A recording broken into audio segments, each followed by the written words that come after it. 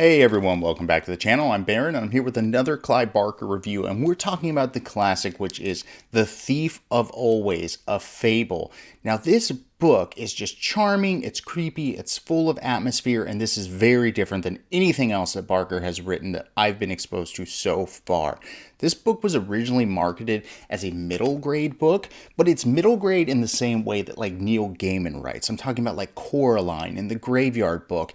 And Barker and Neil, they were friends for a long time, and this book came out more than a decade before Coraline, and the influence is so obvious. It is almost the same story in a lot of respects, which I find really interesting.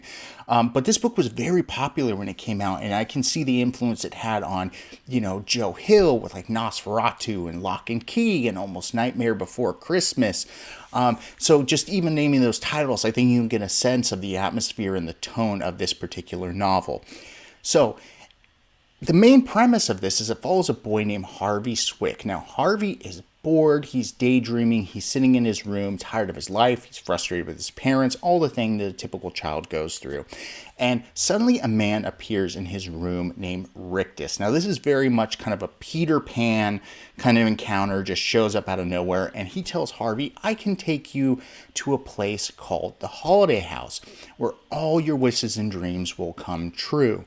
Now, Harvey agrees, and he's swifted off to this version of Neverland and goes to the Holiday House, where it's an isolated world. He can't really leave or go back to his life from before, but he has no interest. The Holiday House is very unique to where it goes through all 4 seasons within a week, and the kids get to have Christmas and Halloween and every other holiday in rapid succession over and over again, and they are given anything they want. Any treats, any presents, obviously stuff that's incredibly attractive to a young person or a frustrated child. But this is a fable, and it's underlined with a bunch of morals, and Barker does a great job of doing it, and Harvey quickly starts to come to certain conclusions, where some of these material possessions, this loss of time, his family, and everything else, he's realizing is not important, and he wants to go home. And that's really the message of this story, along with things you see in a lot of middle grade, like questioning authority and your parents and, not taking people's words for granted. And I think that's kind of the primary thing that Barker's trying to put in this, is kids should question things. They shouldn't just take what authority figures tell them as truth and just roll with it, because that's not reality.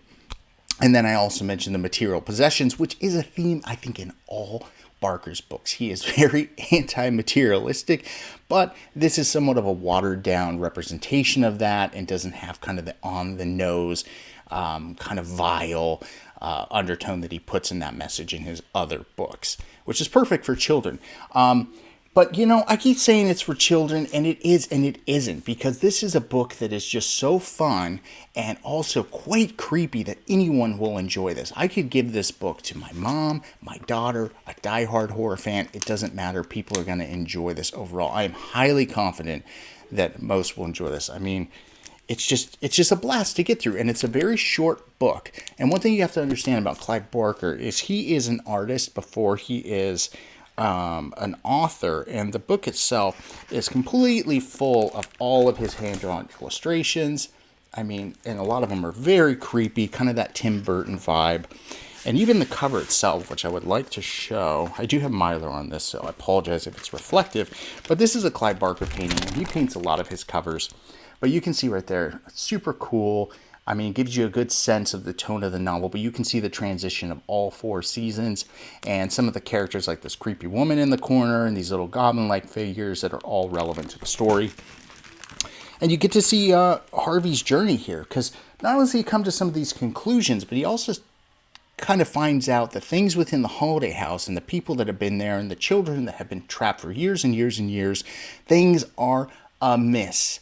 And he gets to a point where he himself wants to leave, and there's an adventure on trying to do so.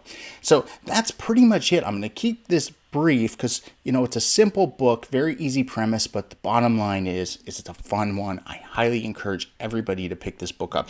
You don't have to be a Clive Barker fan. You don't have to be a horror fan. This is just an almost lighthearted but still kind of creepy, fun read to slot in between other books. Oh, and on that note, the audiobook, I have read this physically and I've done the audio. I've read this book a few times.